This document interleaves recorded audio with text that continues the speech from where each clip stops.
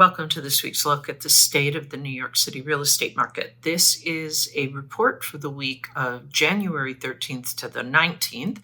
This week, we're going to be looking at the Manhattan and the Brooklyn markets. We're going to be looking at the contract activity, what the inventory looks like, kind of the overall state of the market. If you're an active buyer or seller, you're definitely going to want to stick around for this full report because at the end, I'm going to be wrapping everything up and giving you some strategies so that you can be successful.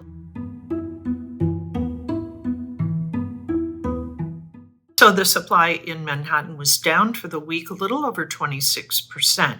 228 properties came on the market last week. There were 130 contracts signed. That is also down about 19%. And the off-market properties dropped a little over 5%.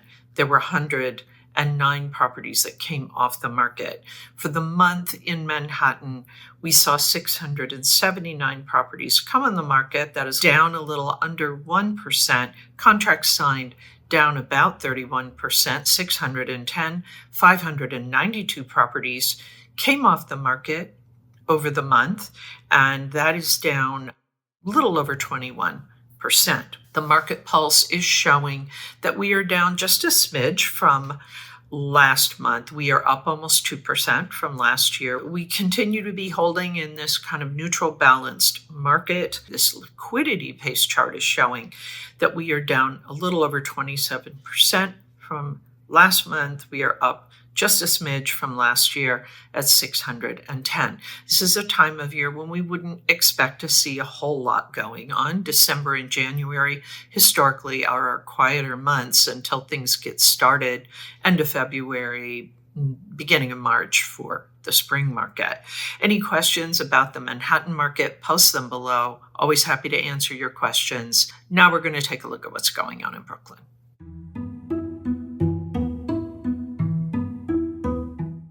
Supply in Brooklyn also down for the week, just a little under 1%. 162 properties came on the market. Contracts signed down 13%. 80 contracts were signed, and there were 64 properties that came off the market. That is up a little over 18%. For the month, we see that the supply in Brooklyn is down a little over 8%. 486 properties came on the market in Brooklyn. For the month, 389 contracts were signed. That is down a little over 31%, and 353 properties came off the market. That is up a little over 21%, and we continue to see this market pulse in Brooklyn also kind of hanging in there.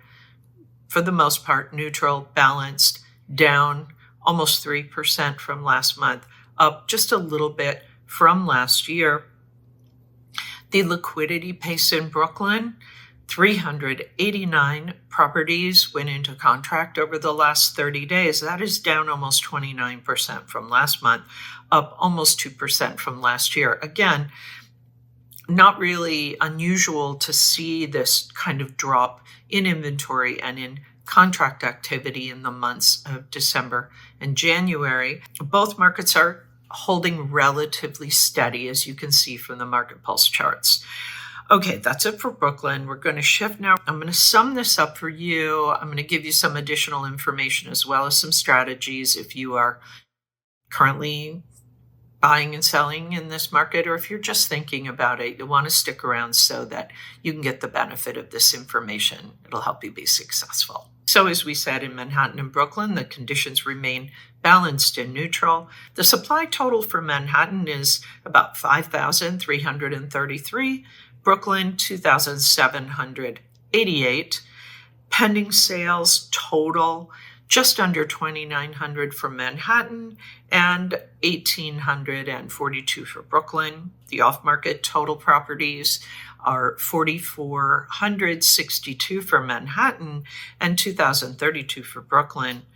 The average days on market, this is important for kind of everybody to know if they're thinking about buying or selling. Average days on market are about 82 in Manhattan and 61 in Brooklyn.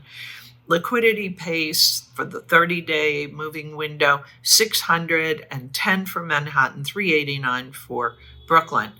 What does this mean if you are on the selling side of things? Well, if you're on the market now and you're not getting traction, meaning you're not getting the traffic and the offers that you want, very likely it's your asking price in this kind of neutral market. The only way to price is right on target, best as you can. Make sure your asking price is in alignment with the market. If you're not quite ready to come on the market, keep in mind that if it works for your timing, the best time to list, according to the data, is end of February, beginning of March. That's when you typically see the most buyers. You also see the most inventory, so you will have competition. But again, if you align yourself with the market in terms of your asking price and you have a great presentation and you're getting it out to the greatest number of buyers and sellers, you should begin to see activity within the first 2 weeks. If after a month you do not, it is your price and you need to make an adjustment if you want to get your deal done, period. Okay. Buyers, some good opportunity for you right now. There is some inventory. If you find something you like and it's been on the market for 120 days or more, that's often where you're going to see leverage. If you've seen listings that have had price adjustments and they're still sitting there, that could be a good opportunity for you. New inventory will be coming on the markets probably in about 5 weeks. So if you don't see something you like, stick around. You'll see more coming. You will also see more buyers coming into the market. And so therefore you will have more competition, less leverage. Okay, that is it. And I think that's enough for this week. If you have any questions, please post them below or reach out to me directly at Sotheby's. As always, my thanks to Urban Digs and the Olshan Luxury Report. The work they do helps me to help you to make great decisions. I will be back next week with the very latest news on what is happening in the New York City real estate market. In the meantime, take care.